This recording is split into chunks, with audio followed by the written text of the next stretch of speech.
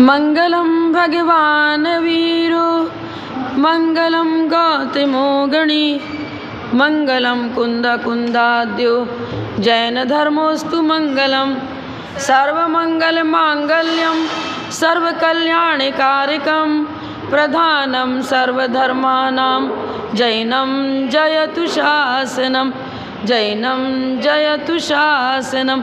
जय बोलो श्री अनंतानंद परम सिद्ध भगवान की, 1000 श्री शांतिनाथ भगवान की, श्री चिंतामणि पार्श्वनाथ भगवान की, परम पूज्य आचार्य श्री आदि सागर जी महाराज की, परम पूज्य आचार्य श्री शांति सागर जी महाराज की, परम पूज्य आचार्य श्री महावीर कीर्ति जी महाराज की, परम पूज्य वात्सल्य रत्नाकर आचार्य श्री विमल सागर जी महाराज की, परम पूज्य तपस्वी सम्राट आचार्य सन्मति सागर जी महाराज की, परम पूज्य आचार्य श्री सुनील सागर जी महाराज की, आचार्य श्री इंद्रनंद जी महाराज की, परम पूज्य प्रथम गणनियारिका रत्न श्री 105 विजयमती माता जी की, जैन धर्म की जिनवाणी माता की।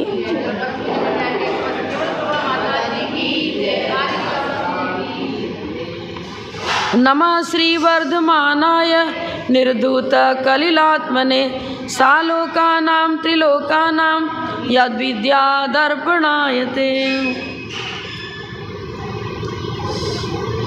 श्लोक नंबर 25।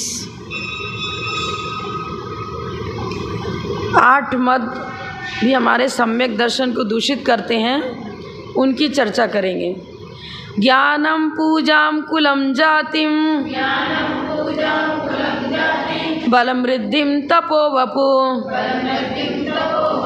अष्टावाश्रित्य मानित्वम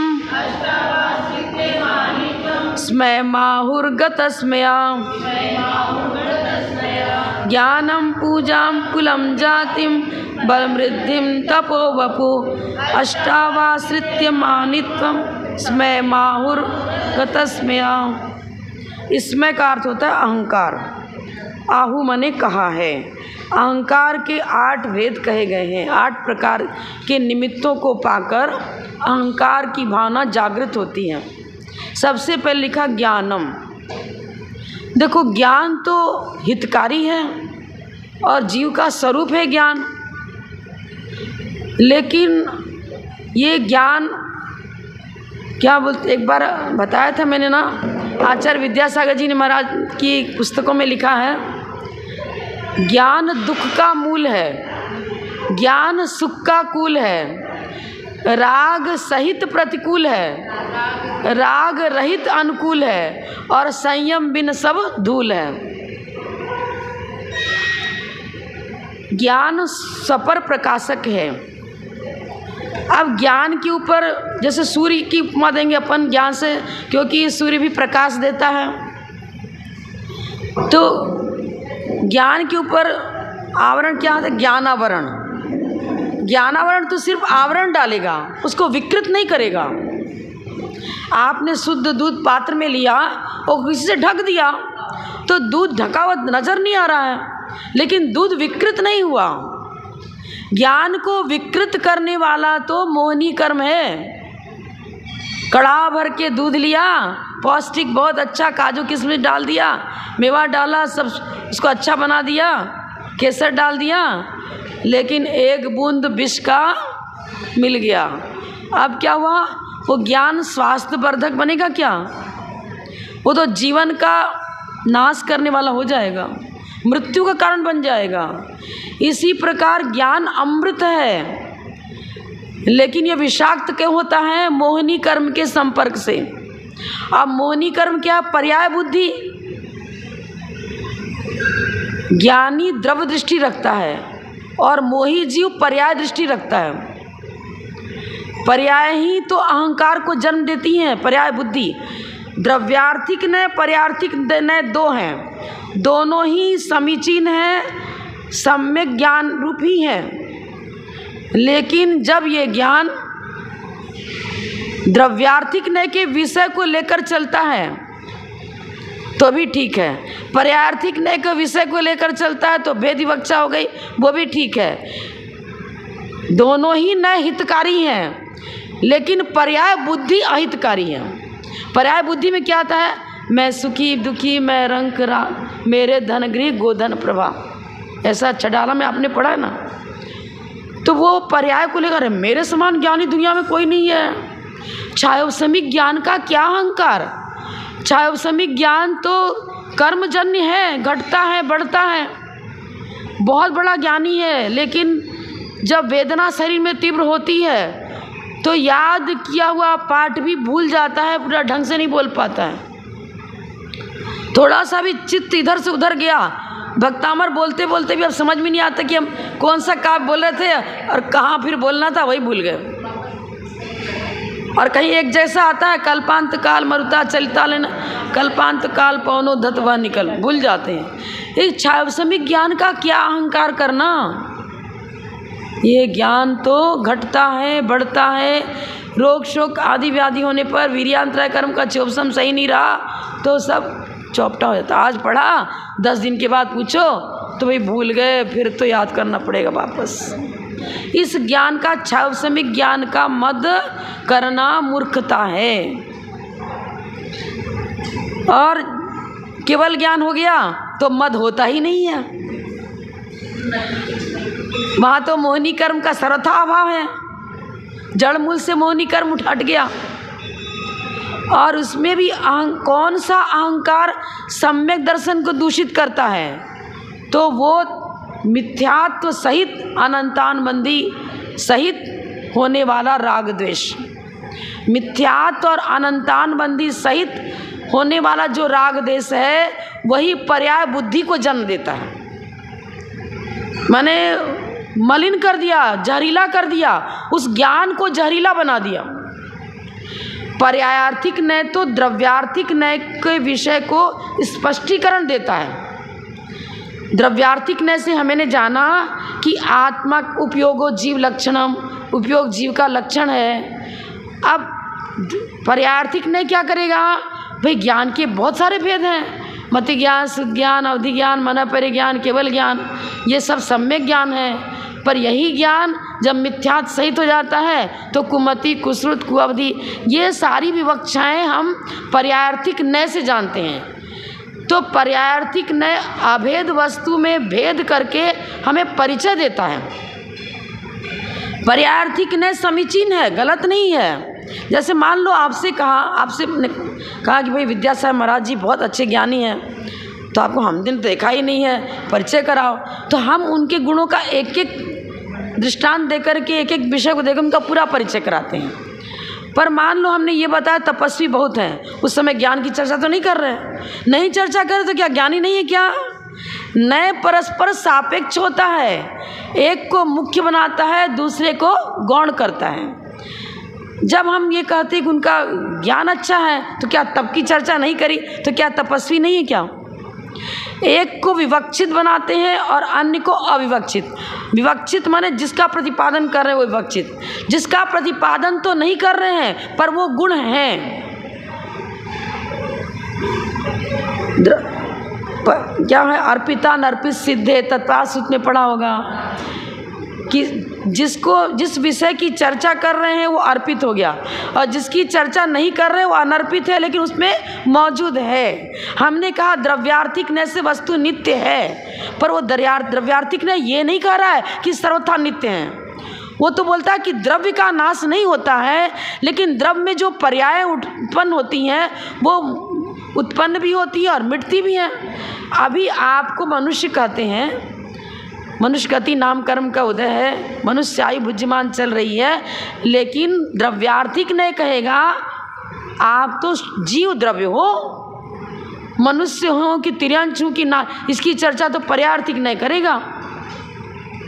लेकिन द्रव्यार्थिक ने पर्याय को सापेक्ष लेकर कथन करेगा। कर्मजन पर्यायों को लेता है लेकिन उसी को सर्वे सर्वा नहीं मानता, सापेक्ष नहीं है ना। मद कब होता है? जब हमने जैन फिलॉसफी को नहीं पढ़ा। आपको सुंदर रूप लावण्य मिला, तीर्थंकर को इतना सुंदर रूप लावण्य मिला कि सौधर्म इंद्र भी उसके रूप को देखकर मोहित हो रहा है और टकटकी लाकर देख रहा है। लेकिन ये तो कर्मजन्य है। तीर्थंकर प्रकृति का इतना तीव्र पुण्य होता है कि सुंदर रूप लावण्य मिला। अब तो सोचें कि मेरे समान रूपवान कोई नहीं है और शरीर से मोह करने लगे तो श्रेणी आरोहण करेंगे क्या? सम्यक दर्शन भी प्राप्त नहीं कर पाएगा।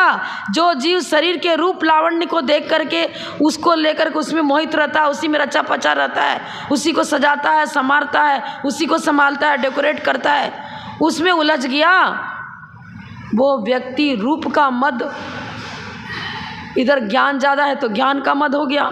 ये भी छायासमिक कर्मजन्य है। मतलब कर्मजन्य पर्यायों में अहम बुद्धि रखना, मैं इस रूप ही हूँ, ये मेरा ही है। ये सोने का जो आभूषण पहना ना, ये मेरा ही है। अब क्या हो गया? संबंध बुद्धि। ठीक है, मेरे पुण्य से मुझे मिला है, इसका भोग कर रहा हूँ, इस्तेमाल कर रहा हूँ, लेकिन उसको लेकर यदि अनंतानबंदी कसाय किसी निमित्त से जागृत हो गई तो वही शरीर को तो सौंदर्य दे रहा है, लेकिन आत्मिक गुणों को विषाक्त कर रहा है। जिससे आत्मिक गुण विषाक्त ना हो, उस प्रकार की पर्याय के प्रति, ठीक है पर्यार्थिकने से हम मनुष्य हैं, मेरे पिता का नाम ये है, मेरी बहन का नाम ये है, मेरा नाम ये है, अपना परिचय हम लौकिक दे रहे हैं, लेकिन उसमें उलझना नहीं। ज्ञान का मत बताता है कि छायासमिक ज्ञान मिले तो उस पर अहंकार मत करो, क्योंकि ये कुछ ठिकाना नहीं है, कब मिट जाए, कब टिके न टिके, ठिकाना नहीं। और छायासमिक ज्ञान तो कर्मजन्य है, आत्मा तो केवल ज्ञान माने छायिक ज्ञान है, और छायिक ज्ञान होने पर अहंकार होता ही नहीं है, सबसे बड़ी बात है।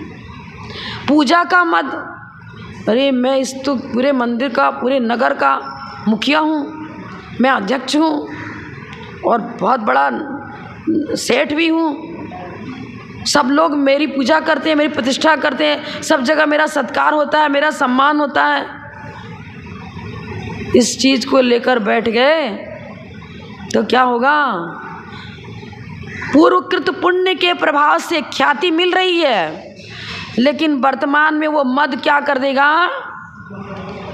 आगे अयश कीर्ति नाम कर्म का बंद, दुर्भग दुस्वर अनादे अयश कीर्ति नाम कर्म का बंद हो जाएगा। जो आज पूजा प्रतिष्ठा मिल रही है वो आगे मिलनी ही नहीं है, क्योंकि मद कर दिया ना आपने। अनंतानबंदी कसाय और मिथ्यात्व सहित पर्याय बुद्धि हो गई तो उसको कहेंगे पूजा मद, अर्थात सम्यक दर्शन को वो दूषित करने वाला है। और ऐसे भाई ठीक है, अब सम्यक दृष्टि कोई जीव है मान लो, अब हम ये तो नहीं कहेंगे कि पूजा प्रतिष्ठा की चाह बिल्कुल है ही नहीं। समय समय पर वो अपना सम्मान चाहेगा कि मेरे को यथायोग्य सम्मान मिलना चाहिए। सास बहू का सम्मान यथायोग्य करती है, बहू सास का करती है। कुछ डिसिप्लिन तो लौकिक सिखाना भी पड़ता है कि भाई तुम देखो माता जी को जज, इनको जज इन करो, इनको बंदामी करो, इनको ये करो। तो हम भी कहेंगे कि अरे बंदामी कर, क्यों नहीं कर रहा? तो हम ये थोड़ी चाह रहे कि आप मेरा सत्कार करो ही करो। ये तो ट्रेनिंग देना, भाई शिक्षा बतानी चाहिए ना, संस्कार तो देने पड़ेंगे ना कि देखो मुनि महाराजा तो इनको नमस्ते बोलो, देखो चावल ऐसे चढ़ा, ऐसे धोक दो। मान लो हम करें मुझे धोक दो, हमने कह दिया मेरे को नमस्कार, पर मैं ये नहीं चाह रही हूँ कि मेरे को नमस्कार। हम तो उसको शिक्षा दे रहे हैं कि छोटा बालक है, इसको मालूम नहीं है कि कैसे गुरुओं को नमस्कार किया जाता है, कैसे उनको अर्घ चढ़ाया जाता है, तो बात अलग है। पर्याय बुद्धि खराब है। पर्यायार्थिक ने तो प्रत्येक पर्याय की चर्चा करेगा और उस पर्याय का क्या महत्व है, उस पर्याय को प्राप्त कर हम मोक्ष मार्ग कैसे प्राप्त करेंगे, वो चीज़ जानना अलग है। मनुष्य पर्याय मिली है तो इस मनुष्य पर्याय को किस प्रकार हम सार्थक करें, पर्याय की चर्चा करना खराब थोड़ी है, लेकिन उसी को सर्वासर्व मान करके उसमें अहंकार ममकार करना ये गलत हो जाएगा। कुल मेरा, मैं उच्च कुल में उत्पन्न हुआ, ये तो सेटल कास्ट का है, अरे निदूरा अलग बैठ जाओ, दुत्कारना, उसको ललकारना, कुछ करना। संघ में जो वर्कर्स काम करते हैं ना, कभी सम्यक दृष्टि जीव भूल करके उनको दास समझ करके उनको डांटना, फटकारना, चिल्लाना ये काम नहीं करेगा। ये तो हमारे संयम की रक्षा कर रहे हैं। आहार वो तैयार करते हैं शुद्ध विधि से, संयमी की रक्षा करके आहार दान में निमित्त बन रहे हैं। ये तो मोक्ष मार्गी हैं। ठीक है, अपनी गरीबी है इनकी, बेचारे बच्चों का पालन पोषण करना, वेतन लेते हैं। तो आप लोग भी जितने लोग सर्विस करते, कहीं ना कहीं तो नौकरी करते ही हो, बैंक में करो चाहे कहीं भी करो। ये तो मोक्ष मार्ग पे रत्नत्रय की साधना में सहकारी बन रहे हैं। आप कहीं दूसरी जगह नौकरी करो, वो रत्नत्रय की सहकारी नहीं बन रहे वो।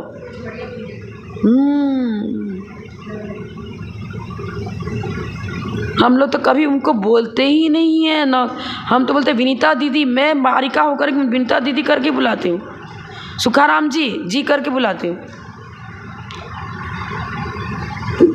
आदर आपको मालूम होगा, शायद पढ़ा होगा आप, शांति साहब महाराज का जीवन परिचय जिसमें लिखा है, एक छोटी सी बच्ची आई और आचार्य महाराज जी ने पूछा, आपका पवित्र नाम क्या है, आप कहाँ से आई हैं? अब पंडित बैठा था, मोटी सी बच्ची को आप कह के, इतने बड़े आप आचार्य हो, अरे आप करके बुलाना, इनको कौन आदर देने की ज़रूरत है? तो आचार्य महाराज जी ने क्या उत्तर दिया, ये जीव कभी हो सकता है कि मुझसे पहले मोक्ष चला जावे,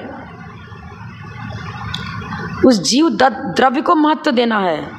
और फिर दूसरी बात उन्होंने कही कि मैं आप करके बोलूँगा इससे, तो ये भी सबसे आदरपूर्वक बात करना सीखेगी। चलो माता जी, चलो बैठ जाओ माता जी।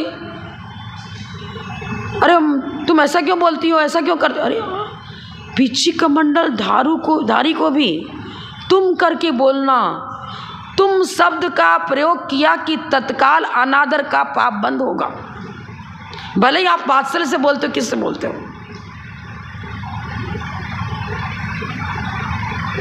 बैठ जाओ ना, कर लो ना, सुन लो ना, चलो ना। आश्रम में तो हम लोग पढ़े हुए हैं, बिल्कुल रेस्पेक्ट पूरा यथा योग्य। हाँ, कोई चीज़ पूछना है तो अरे बताओ ना, बताओ, अरे जटान से बोलो ना, किससे बात कर रहे हो आप? मूलाचार भगवती आराधना में लिखा है, जब साधु कोई विशेष काम में संलग्न है और आप आके बैठ गए, अभी उनको डिस्टर्ब मत करो। जब उनका कार्य विसर्जन हो जाए, फिर आपकी तरफ देख रहे हैं, तब आप अपना कुछ निवेदन करो कि मैं आपसे पूछना चाहता हूँ। और नमस्तु भी करना है तो जब अब प्रतिबंधामी करना पड़ेगा। अब आपने तो आके बंदामी करके चले गए और मेरे को आपने बोल करके बंदामी किया। अब छद्मस्त अवस्था है, उपयोग को डिस्टर्ब करने में आपके शब्द बने, आपके शब्द ही मेरे को डिस्टर्ब कर रहे हो। आपने पुण्यार्जन नहीं किया, विनयशीलता का पालन नहीं किया, अपितु आगम की पंक्ति का ध्यान न रखते हुए प्रमाद का ही वो कारण बनेगा, प्रमादी कहलाएगा वो। आगम की विधि से हम कहाँ चल पा रहे, पर जितना कोशिश करो, मैं भी नहीं कह सकती मैं पूरा आगम की विधि से चल रही हूँ, लेकिन कोशिश प्रयत्न तो करेंगे ना। जितने अंश में जहाँ संभव है वहाँ तो कर लो, जहाँ नहीं संभव है भाई आलोचना निंदा करो। यदि हम बहुत सारे काम नहीं कर पा रहे हैं, अष्टमी चतुर्दशी को उपवास करना चाहिए, या इस प्रकार का रस परित्याग करना चाहिए, इस प्रकार से धूप में जाकर खड़े होकर ध्यान करना चाहिए, घर सर्दी गर्मी सहन करना चाहिए, नहीं कर पा रहे हैं तो हम ये बोलते हैं हमसे नहीं हो पा रहा है। हम उसको ये नहीं बोलते कि मेरा करे तो क्या हो गया। अरे दोष को दोष के रूप में स्वीकार तो करो, तब तो कम से कम सम्यक दर्शन तो रक्षित रहे। चारित्र की उत्कृष्ट रूप में परिपालना नहीं कर पा रहे हैं तो कम से कम सम्यक दर्शन को तो दूषित ना होने दें। हाँ भाई, मेरे को तो गलती होती रहती, मैं क्या करूँ, अपना शरीर रोगी, हम इतना उत्कृष्ट अब नहीं कर पा रहे, वो बात अलग है। तो अपने दिन रात निंदा करा, आलोचना करे, भाई कब ऐसा मिले, निरोगी काया मिले और वज्र विषम नाराज तनन मिले और उत्तम शरीर का बल मिले तो हम ये सब अतिचार मेरे टल जावें। तो भावना, एक दिन बताया था मैंने आपको एक उदाहरण। ये तो क्या हुआ, एक तो था वैष्णव मंदिर, वहाँ वो ब्राह्मण पूजा पत्री खूब किया करता था, भगवान का भजन गीत करता था, भजन कीर्तन। अब पास में एक वेश्या रहती थी, और वो वेश्या सोचती है मैं कितनी पापी हूँ, मैं दिनांत पाप अर्जन करती हूँ, मेरा जीवन को धिक्कार है, मेरे जीवन को धिक्कार है। ये देखो कितना धर्म कर्म करते हैं, ये साधु लोग धन्य हैं, भगवान की भक्ति किया करते हैं।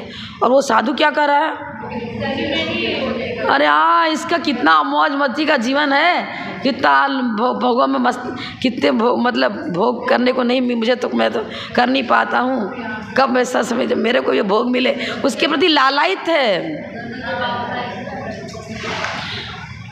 तंदुल मत्स्य जो कान में बैठा रहता है ना, वो कुछ खा नहीं पा रहा है, जीवों को मार नहीं पा रहा है, लेकिन कुटकुटा रहा है कि अरे तू क्यों नहीं खा रहा, खा जाने, मेरा था तो सबको खा जाता, तू क्यों नहीं खा रहा। श्वास के माध्यम से अंदर जीव जा रहे हैं और बाहर निकल जा रहे हैं, तो कह रहा कैसा मूर्ख है, सब जीव बाहर निकल जा रहे हैं, किसी को खा ही नहीं रहा है, तो नींद में पड़ा हुआ है। भाव हिंसा ही हिंसा है। भाव हिंसा पूर्वक की गई द्रव्य हिंसा पाप बंध का कारण बनती है, और भाव हिंसा के बिना हुई द्रव्य हिंसा पाप बंध का कारण नहीं बनती है। पूजा रेस्पेक्ट, किसी को किसी का रेस्पेक्ट किस प्रकार किया जाता है सिखाना गलत नहीं है, लेकिन लोग सब लोग मेरी पूजा करा करें, मैं सबसे बड़ा आचार्य हूँ, सबसे पहले मेरा अर्घ चढ़ाओ, और कोई दूसरे का अर्घ चढ़ गया तो समाज से नाराज़ हो गए और उनको गलत सब बोलना चालू कर दिया। अब किसी को मालूम नहीं कि बड़ी माता जी कौन है, छोटी माता जी कौन है, अब आते हैं लोग सब बाहर वाले, चाहे जिसको अरे करना रेस्पेक्ट करो ना, इसमें क्या फ़र्क पड़ता है। पर मेरे अंदर मैं गुस्सा करूं, अरे पहले उनको कैसे बदनामी कर दिया मेरे को, ये तो गलत हो जाएगा फिर तो पूछ ख्याति पूजा चाह की लाभ कीर्ति की चाह। और क्या लिखा है तत्वार सूत्र में,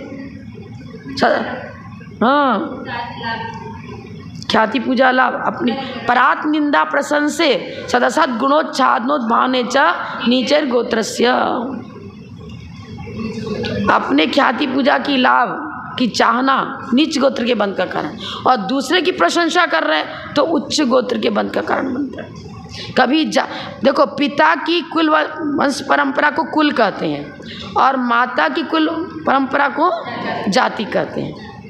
उनके पुत्र पौत्र आदि खान जो चल रहा है, वंश चल रहा है, वंश परंपरा।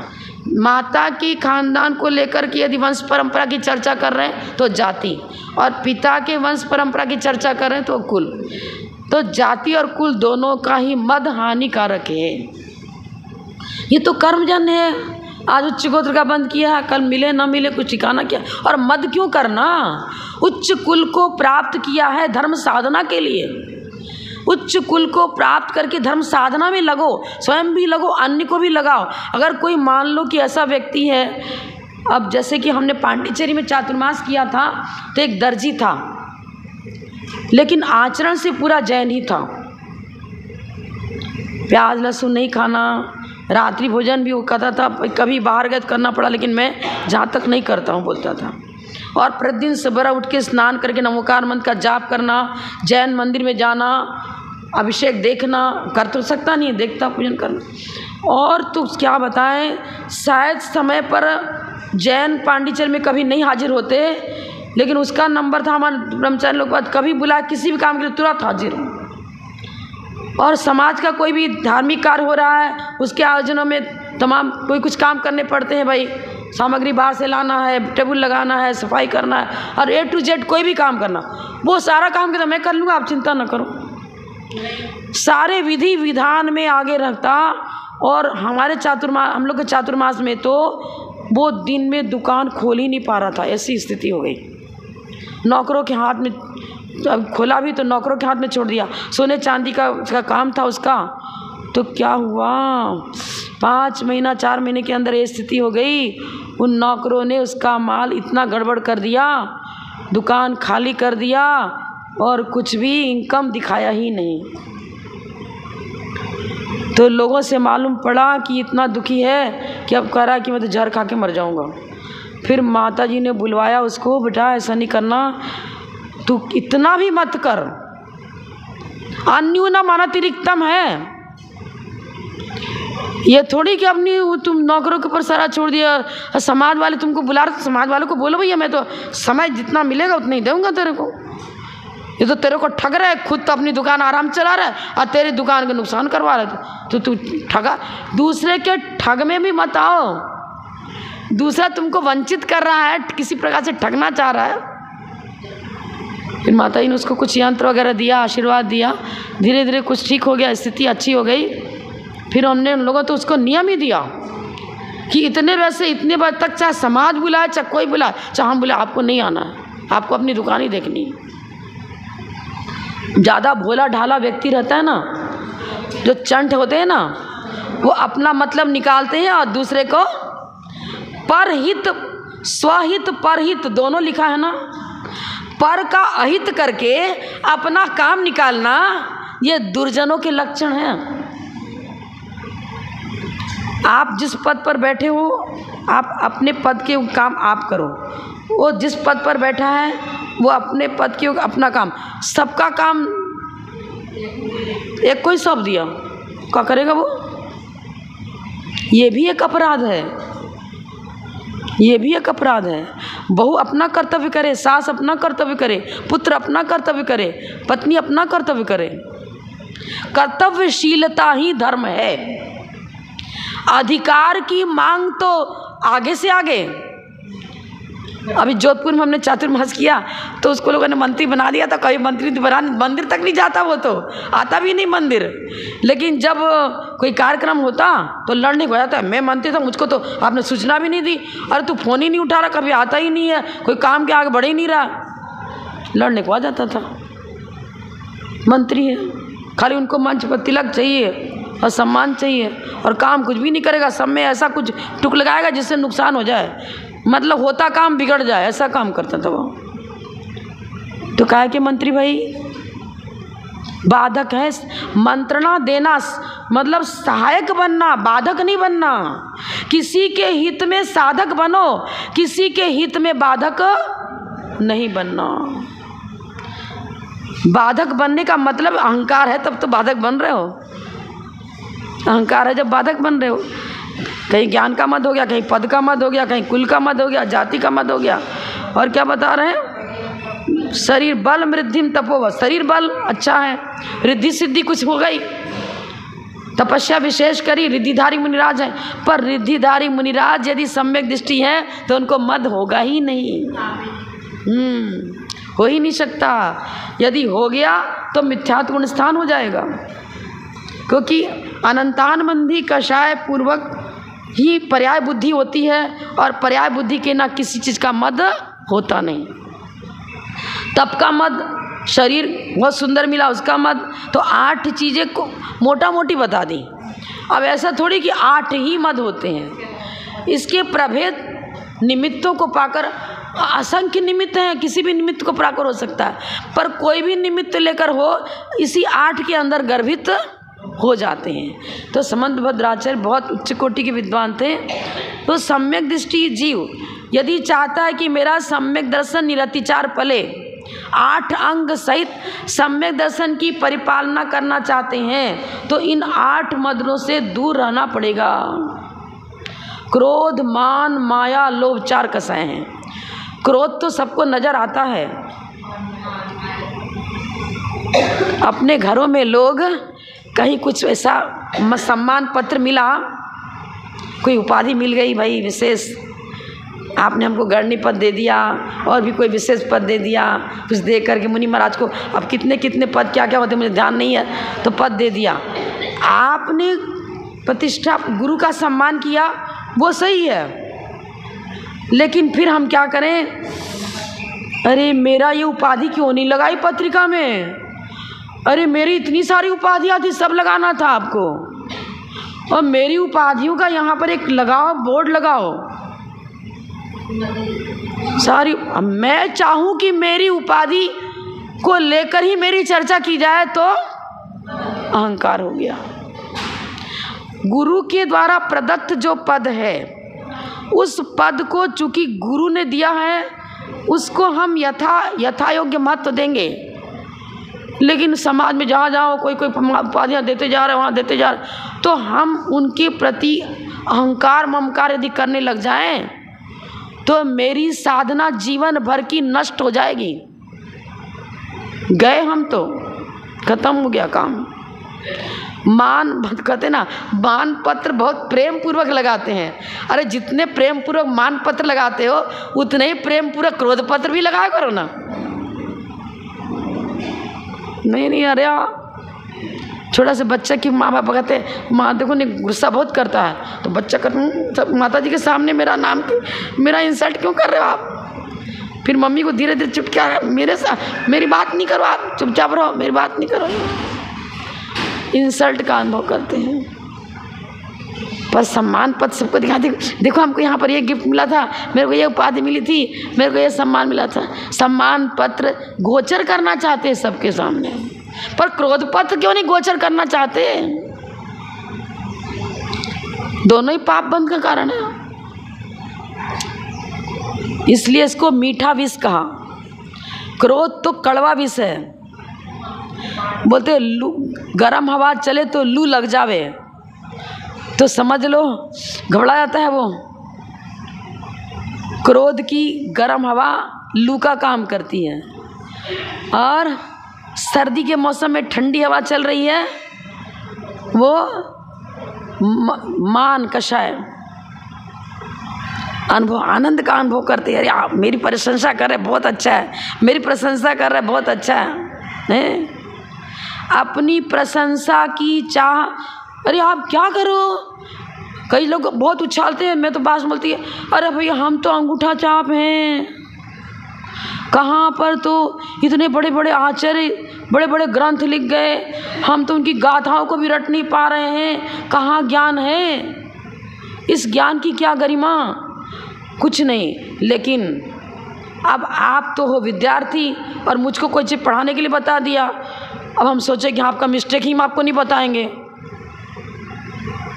और ये थोड़ी है।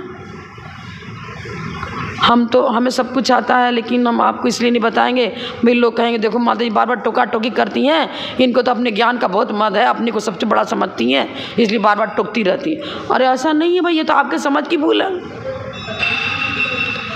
बिना बताए गलती का सुधार नहीं होता है। लेकिन हमने आपको बताया, आप पिताजी ने अपने बच्चे को कुछ सही राह दी, और बच्चा कहता अरे तुम क्या हो, अरे तुम अपने पूर्वज लोग ना अपनी कहानी अपने साथ रखो, ये ज़माना अब आपका नहीं रह गया, अब ये ज़माना तो मेरा है। हम जैसा चाहे वैसा तुम भी जियो, मेरे अनुसार जीना सीखो, अपने अनुसार तुम ही जियो। कौन पानी छाने, कौन क्या करे, कौन एमसी पीरियड पाले, कौन छुआछूत पाले, कौन शुद्ध भोजन बनाए, ले आओ होटल से खाना है, अब तो जाना है पिकनिक पर जाना है। कुछ नहीं रहा। मर्यादाओं का, भारतीय संस्कृति जैन संस्कृति का लोप, भौतिक विज्ञान लग्जरी लाइफ तो बना रहा है, शारीरिक सुख तो दे रहा है, लेकिन पाप के गड्ढे में फंसा रहा है और भविष्य को अंधेरे में ले जा रहा है। आज जो यहाँ पर एसी और ये तमाम सुख सुविधाएं हैं, यदि इसमें ज़्यादा लिपट गए तो भोगा की आकांक्षा तीव्र रही और उसी में आयु बंद हो गया तो न जाने तिरंच आयु बन जाए, जन नरक आयु बन जाए, क्या बन जाए। चक्रवर्ती को भी नरक आयु का बंद हो गया तो हम आप किस कैटेगरी में। एक क्षण के का एक छोटे से अपराध के पीछे भावेश में आ गया। तो मद बहुत हानिकारक है, किसी भी चीज़ का मद नहीं करना चाहिए। हाँ, किसी ने मान लो वेदी बनाने के लिए कुछ पैसा दिया, वो आपका स्वयं उनका खुद समाज का नियम है कि भाई जिसने जहाँ जहाँ दान राशि दी है हम वहाँ उसका बोर्ड लगाएंगे, ठीक है लगवा लो। लेकिन आप तो नहीं बोल रहे, उनका कर्तव्य वो लगा रहे हैं। लेकिन माइनस बाई चांस कहीं थोड़ी बहुत चूक मुक हो गई, आपके पुत्र का नाम लिखना भूल गए या परिवार का पूरा नाम लिख के दिया था और एक का ही लिखा। अब एक बार 2-4 बार तो ऐसे हुआ कि कहते मेरा पैसा वापस करो, हमने ये दिया था, इतना लिखा ही क्यों नहीं आपने, मेरे पूरे पैसे वापस करो। ये चीज़ है। जब हम लोग मद्रास में गए थे तो पहले तो जा ही नहीं रहे थे। पोंडूर मलय कुंद आचार्य की तपोभूमि है, वहाँ 3 चातुर्मास हुए। तो मद्रास वाले गणनियार का विजयमती माता जी से हम लोग से सबसे बहुत प्रभावित थे। अरे हमारे यहाँ भी तो आज चातुर्मास के लिए, तो माता जी पहले चातुर्मास को कोई महत्व नहीं दिया, दूसरे में भी कोई महत्व। अरे हम कैसे जाएँ तुम्हारे यहाँ, आपके यहाँ हमारी चरिया, हाथ का पिसा आटा है, सिकड़ी है, सब कुछ है, आर चरिया होनी। और सबसे बड़ा तुम कह रहे हो कि हम किराए का मकान लेकर के आपको वहाँ रोकेंगे, किराए की धर्मशाला, छत्रम बोलते हैं वहाँ बड़ी बड़ी धर्मशालाओं को, तो वहाँ रोकेंगे। किराए के स्थान पर साधु रखकर चातुर्मास नहीं करेंगे। क्या करूँ, मद्रास में इतनी ज़मीन कितनी कॉस्टली, हम कहाँ से इतना पैसा लाएं, क्या करेंगे। तो माता जी ने कुछ क्या उनको समझ में आया, एक बार उनको अच्छा नारियल दिया, आशीर्वाद दिया, बोले ले जा, सब काम हो जाएगा तेरा, तू जा और कहीं कोशिश कर, ज़मीन मिल जाएगी, सब कुछ धर्मशाला मिल जाएगी। अब एक बहुत वृद्ध व्यक्ति था और उसकी कई धर्मशाला, ऐसे बड़े बड़े प्लॉट था उसका खुद का। और किसी ने कहा कि ऐसे ऐसे दिगंबर साधु हैं, साध्वी आना चाहते हैं, आप ये अपनी वाली जो बहुत सुंदर बिल्डिंग थी उसकी, वो तो ये दे दो, हमारे बेच दो हमारे लिए, तो यहाँ साधु संत रहेंगे, तपस्या करेंगे, साधना करेंगे, चातुर्मास करेंगे। पता नहीं क्या कुछ चमत्कार साधु के वचन का है या कुछ दैविक शक्ति समझ लो, उसने तत्काल उसी समय हाँ भर दिया। अरे मेरे पास तो कई कहता, क्या हुआ साधु के लिए, मैं तो दे दूँगा, कोई तकलीफ नहीं है। बताओ 7 लाख में तो आप एक साधारण से कमरे, जमीन सहित और डेकोरेट पूरा बिल्डिंग, मार्बल का पूरा काम, फिटिंग पूरी, लाइट की सुंदरता पूरी, डेकोरेट बनाने में 7 लाख। तो क्या एक हॉल बनाने में 7 से ज़्यादा लग रहा है, 10 लग रहा है, छोड़ो बनाने में, ज़मीन तो छोड़ो। हाँ भर दी उसने, तो हाँ भर दी। फिर तो बार बार निवेदन, चलो ठीक है आ गए हम लोग। लेकिन हम चंद्रपुर भगवान के मंदिर में ठहरे थे और वहाँ पर जिस वहाँ ठहरे थे ऊपर से पानी चूता था, चटाई हटा कभी इधर बैठो कभी इधर बैठो, पूरे में पानी चू रहा था। वहाँ के लोग गरीब उतना नहीं बना पाते थे, तो नहीं कर पाते थे। अब 4-5 दिन तो वही निकालना पड़ा। उसने कहा भाई घिसाई कराओ, यहाँ छत्र में शादी विवाह का था तो सफाई तो करवानी पड़ेगी ना, कहीं थूक करके सब खराब करे थे। तो चलो 3-4 दिन रुक जाएंगे। वहाँ हम लोग चले गए, अपने शंका चैत्यालय था, वहाँ चैत्यालय था ही नहीं, वो तो मंदिर दूसरे का था। नीचे में एक उनके लोगों का कुछ रखते हैं ना पूजा स्थान, वो लोग अपना भी रखते हैं, तो बना था। फिर उसको विधि पूर्वक माता जी ने विसर्जन किया। और मेन बात ये बतानी थी कि एक दिन उन लोगों ने निश्चित कर लिया कि अमुक दिन रजिस्ट्री होगा, अपने नाम से रजिस्ट्री हो जाएगी, पैसा उनको दे देंगे और रजिस्ट्री हो जाएगी। तो 3 दिन या 4 दिन बाकी रह गया था, शनिवार का दिन था, किसी ध्यान में नहीं मुझे। तो माता जी ने अचानक 4-5 दिन पहले सब पूरी कमेटी को बुलाया, इधर आना जरूरी, जल्दी आओ, आना है। ओ क्या बात है, किस लिए बुलाया? आज की आज जा, अब भी तुरंत जा और आज की रजिस्ट्री के लिए बोलो कि आज ही रजिस्ट्री होनी चाहिए। उसने अपने बेटों से सलाह लेनी थी, ऐसे ही हाँ भर दिया था। अब अरे हाँ 3 दिन के बाद ही तो करना, मतलब क्या करना है? मैं कह सुनती है, सुनना है कि नहीं सुनना है? डर गए समझे, आज ठीक है जाता हूँ, प्रयास करता हूँ, ठीक है। तो अरे मेरे गुरु ने कहा तो क्या 3 दिन बाद करना, आज ही करता हूँ, कोई तकलीफ नहीं है। उनको पूरे पैसे दे दिए, सब लिखा पढ़ी सब करा ली, उसी दिन रात को 2 बजे उसका स्वर्गवास। बिल्कुल नहीं करते, सवाल ही नहीं है। जो करोड़ों की संपत्ति, कई करोड़ों की संपत्ति 7 लाख में दिया जाएगा क्या? मूर्खता कर। फिर वहाँ सुंदर अपना मंदिर बन गया। अब वो लकड़ी की वेदी, शुरू में लकड़ी का तुरंत कैसे बने सब कुछ। तो अब जिसने बोली लेकर के उस वेदी का बोली ली थी, उसका नाम पहले लिखा गया। अब फिर मार्बल की सुंदर वेदी बननी थी, अब वो कहे मेरी वेदी हटेगी नहीं, दूसरी बनेगी, उस पर मेरा ही नाम लिखा जाएगा। इतनी भयंकर नाम के पीछे लड़ाई हुई, बहुत दिन तक पेंडिंग में काम बना रहा, फिर करे हुआ उन लोग का। लेकिन नाम के पीछे इतनी अड़चन कि वहाँ का विकास जो तेज़ी से हो रहा था, वो मेरी पार्टी का, वो तेरी पार्टी का, उस पार्टी का।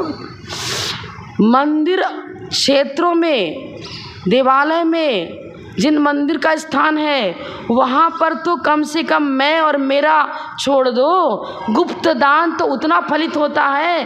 बीज को ऐसे मिट्टी में डाल दिया, अंकुर नहीं निकलेगा, और अच्छी से उर्वरा भूमि में नीचे घुसा कर रखा तो गुप्त दान तो भव में आपके पुण्यार्जन का कारण बनेगा। और ये लिस्ट तो यहीं तक लिस्ट की चाह है। तो जब तक जीवन है, जब तक अपना लिस्ट देखते रहोगे, अपना नाम देखते रहोगे, और मरने के बाद गुप्त दान महादान। नाम की चाह मत रखो, कमेटी आपका नाम लिख रही है तो उसमें संतुष्ट रहो, तो मतलब नहीं। और एक कुआं था तो बड़ी माता जी ने जब मद्रास में, तो जिनको बहुत असाध्य रोग है प्राय करके दूर दूर के लिए वहाँ जाते हैं हॉस्पिटल में। अब वहाँ रोगी लोग गए तो मंदिर नहीं, तो सोचो यहाँ पर धर्मशाला भी है, साधु भी हैं, तो हम यहीं रुक जाएं। अब वहाँ पर जो जलाशय था उसमें इतनी दुर्गंध आ रही थी कुएं में कि उसका पानी तो स्मेल इतना कि हाथ में भी लो तो हाथ में दुर्गंध आने लग जाए। अब कैसे दूर से 2-2 किलोमीटर से पानी लाना सरल काम नहीं था। माता जी ने उसकी शुद्धिकरण करवाया अपना, जैसे पूरा साफ करवा के फिर उसमें नया पानी आया और डेली महाशांति धारा का जल डाला गया उसमें।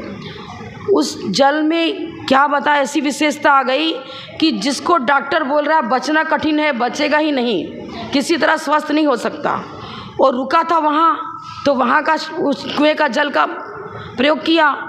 5-7 दिन के बाद फिर डॉक्टर के पास गया, चेकअप करो तो रोग ही नहीं, तुम्हें तो पहले का रिपोर्ट बता रहा है कि असाध्य रोग है, ठीक नहीं हो सकता। अब फिर बाद का रिपोर्ट बता रहा कुछ है ही नहीं, अमृत बन गया। महाशांति धारा का जल ज्ञान से वो जल ही औषधि बन गया। इधर निर्मल कुमार जी सेठी जिसका स्वर्गवास हो चुका है, वो आए, उन्होंने कहा कि ये तो इस कोण में होना नहीं चाहिए, ईशान कोण में होना चाहिए, इस कुएं को बंद करो, और बंद कर दिया। दूसरी जगह कुआं खुदवाया, उनके कहने में आ गए, उसमें तो खारा पानी निकला। और ये कुआं बंद होने के बाद समाज में एकता नष्ट हो गई, और उन्नति जो उनका आर्थिक उत्थान वो भी बंद, हर प्रकार से नीचे ही गिरते चले गए। इसीलिए अगर कोई साधु किसी कार्य को आशीर्वाद देकर करा गया है तो वो वास्तु दोष वहाँ लगाओ ही मत। ये तो गुरु महाराज बता गए, हमारे लिए अमृत है, सही है। वो पुराना कुछ बस्ती थी, वहाँ पर कुछ दैविक शक्ति भी होगी, जो भी हो, और आग्नेय कोण में नहीं होना ये ठीक है, लेकिन और किसी कोण में हो रहा है तो इतना कोई दोष नहीं है। और फिर मिटाना ही था तो गुरु से आज्ञा लेकर मिटाते, सेठी जी कहने से कर दिया। अब इसीलिए कभी भी आपके घर में कहीं भी किसी गुरु के द्वारा दिया हुआ आशीर्वाद जब कुछ विशेष चीज़ है तो उसमें फिर ये मत कहना कि अरे यार ये तो गलत हो गया, ये तो ऐसे हो गया, ये तो वास्तु में ऐसा बता रहे। वास्तु दोष निवारण का अन्य कोई उपाय लगा लो, लेकिन जिसका दिया हुआ उससे पूछ कर करो, लेकिन उससे बिना पूछे कोई काम नहीं करना चाहिए। क्योंकि हमने कई घटनाएं ऐसी देख ली हैं। आचार्य विमल सागर महाराज जी के द्वारा बताया हुआ, माता जी की जन्मभूमि थी, वहाँ पर भीमा साहब महाराज जी ने कहा तेरा सब काम हो जाएगा, तू पार्श्वनाथ भगवान की मूर्ति विराजमान कर ले अपनी तरफ से। अब वो कट्टा तेरापंथी, सो उन्होंने बिना फणा की मूर्ति विराजमान कर दी। अब कर दी उन्होंने। अब भैया जब से मूर्ति विराजमान करी तो उनके तो और ज़्यादा रोग भी बढ़ता गया घर में, और बिजनेस भी सब खत्म होता गया, और घर में भी अशांति रहने लग गई। अब अरे महाराज ने ऐसा क्यों कह दिया, हम तो और उठे। फिर एक बार महाराज से कहा, महाराज जी ऐसा ऐसे हो रहा, तो क्या किया तूने? अरे हाँ ऐसा, मूर्ति तो विराजमान करी, बिना फणा की मूर्ति क्यों करी? मैंने कब कहा था बिना फणा की मूर्ति कर विराजमान? आचार्य महाराज तो 20 पंथ थामना है मैले, मतलब अब उनका अभिप्राय तो यही था कि फणा सहित मूर्ति विराजमान करो। फणा सहित मूर्ति। आप देख रहे हैं प्रमाण सागर जी क्या वो पार्श्वनाथ भगवान की मूर्ति फणा सहित ही है। आचार्य कई आपके आचार्य श्री के यहाँ कई संस्था में देखा फणा सहित मूर्ति है विराज, बल्कि शास्त्र फणी मूर्ति विराजमान देखी मैंने। अभी कहाँ से कौन जगह देख के आए ना हम लोग, अभी यात्रा करते हुए सुधा सागर जी का वो मंदिर है, सब जगह। भैया तो उपसर्ग का प्रतीक है, उपसर्ग निवारक। मैं अपना उपसर्ग निवारण करने के लिए पार्श्वनाथ भगवान की मूर्ति, तो उपसर्ग निवारक कौन है? तो वो भी जैसे पद्मावती धरने ने उपसर्ग निवारण किया पार्श्वनाथ भगवान का, और हम चाहते कि ये शासन देवी देवता जैसे आपने उनका उपसर्ग निवारण किया, मेरा भी इसी तरह उपसर्ग दूर होता रहे, कठिनाइयाँ दूर होती रहें। प्राचीन से प्राचीन मंदिरों में मिलता है, अति प्राचीन मंदिरों में मिलता है, और वो देवी को थोड़ी वहाँ उन माथे बिठा दिया कोई। तप कल्याणक का प्रतीक है, तप कल्याणक का प्रतीक है, और मूर्ति पांचों कल्याणक का प्रतीक होती है, मात्र मोक्ष कल्याण का प्रतीक नहीं है। जिन बिंब पांचों कल्याण का प्रतीक होता, अगर पांचों कल्याण का प्रतीक नहीं है, इन्हें आप केवल ही मान रहे हो, अरहंत ही मान रहे हो, तो फिर अभिषेक क्यों करते हो? अरहंत का तो अभिषेक नहीं होता, केवली भगवान का तो अभिषेक नहीं होता है, मुनि महाराज का भी अभिषेक नहीं होता है, गर्भ कल्याणक में भी अभिषेक नहीं होता, मात्र जन्म कल्याणक में अभिषेक होता है, और जन्म कल्याणक में होता है तो फिर केवली नहीं है। अगर इनको जन्म कल्याणक मात्र मान रहे हो तो केवली नहीं है, फिर पूज्य कैसे? और मात्र केवली है तो फिर अभिषेक क्यों करते हो? जिन बिंब में पंच कल्याणक प्रतिष्ठा होती है, पांचों कल्याणकों का प्रतीक है ये। जब तो मंदिर में पूजन करते समय गर्भ कल्याणक प्राप्त है, जन्म कल्याणक प्राप्त है, सब पांचों कल्याणक का अर्घ भी चढ़ाते हो आप।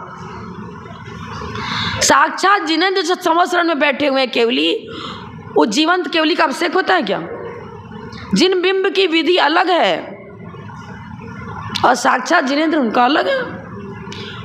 वहाँ पर जो चैत्य भूमि होती है ना, 8 है ना भूमि है, तो चैत्य भूमि में जो जिन बिंब उनका अभिषेक पूजन करते हैं जो जाते हैं वहाँ पर, और भगवान साक्षात बैठे उनका माथे पे थोड़ी पानी डालना शुरू कर देंगे। जन कल्याण भाई अलग गहराई से तो अध्ययन है नहीं, और कुचुड़ कुचुड़ कुछ ना कुछ मिस्टेक निकालते रहते हैं पंडित भी। हम भी छदमत जैसे हो सकता है, कितनी प्रकार ना जाने कितनी त्रुटियां होती हैं, लेकिन आगम की परिप्रेक्षा में ही यदि मेरा सब कुछ निर्णय है तो वो समाज के लिए भी लाभदायक, अपने लिए भी लाभदायक, सबके लिए उन्नति कारक बनेगा। और यहाँ पद्मावती को हम तो मानते ही नहीं है, धरणेन्द्र को हम तो मानते ही नहीं है, हम तो बिना फड़ा की मूर्ति विराजमान करेंगे। तो करो, कोई गलत नहीं है, बिना फड़ा की मूर्ति होती है, लेकिन हम दृष्टांत किसका दे रहे थे? वो दुखी था व्यक्ति, उसने कहा था कि मेरा उपसर्ग, मेरा कष्ट दूर होना चाहिए। तो उस अभिप्राय को लेकर भाई किसी को आपको कोई औषधि दी, कोई जरूरी कि सबको वही औषधि दी जाए।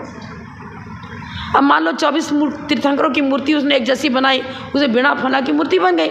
अब कोई ये थोड़ी करे कि वो हानिकारक ही है। पर उसको महाराज ने क्या पूछा था उसने कि मेरे परिवार में बहुत कष्ट हो रहा है, ये हो रहा है, तो महाराज ने कष्ट निवारक के रूप में उसको कहा था उस प्रकार की मूर्ति विराजमान करो। पर कट्टर तेरापंथ आमनाय को लेकर उसने जान करके मतलब फणा वाली मूर्ति विराजमान नहीं करी। तो तू उपसर्ग निवारक को छोड़ रहा है और अपना उपसर्ग निवारक चाहता है, गलत हो गई ना। वक्ता के अभिप्राय को नए कहते हैं। किस प्रकरण में, किस संदर्भ में, किस प्रकार की आज्ञा गुरु देते हैं, किस प्रकार का किस समय कहाँ कार्य उचित है, वही कार्य किस समय उचित, वही कार्य किस समय अनुचित, कैसे बोला? जैन आगम बहुत गहरा है। कभी कभी थोड़ा सा डर दिखा देना तो वो कभी हितकारी बन जाए, और कभी थोड़ा सा डर भी हानिकारक भी बन जाए। क्या बन जाए? बहुत झमेला है।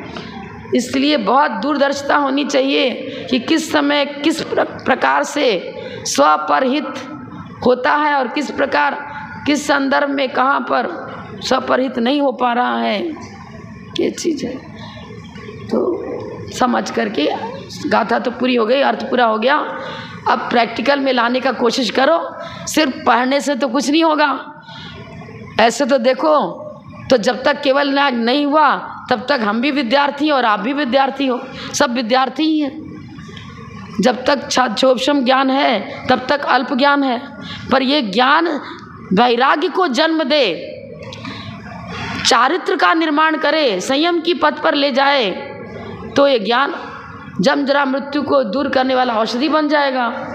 नहीं तो दवाई की शीशी लाए थे, डॉक्टर ने कहा था दवाई पी लेना, तो उसकी लेवल निकाली, लेवल लगी थी ना जिस पर नाम लिखा था, और लेवल को घोट दिया और पी गए। तो ये लेवल ही तो है, ये क्या है? लेवल है। ये उपाय बताया, वो उपाय बताया, जिस पर्चे पर उपाय लिखा था पर्चे कोई सर्वे सर्वा समझ लिया, ये लेवल को घोटना हो गया, खाली इसको रट रहे हो। तो उसने क्या किया था, लेवल जो शीशी पर चिट लगा था ना उसको घोट करके पी गया था वो। तो ऐसे गाथाएं रट रहे, सिर्फ गाथाएं रट रहे, तो गाथाएं रट कर घोल के पीना तो जन्म जरा मृत्यु नष्ट नहीं हुआ, प्रैक्टिकल में लाना पड़ेगा। जो बोलो परम पूज्य अपथम गणनियारिका रत्न श्री सुपा विजयमती माता जी की जय। जय धर्म।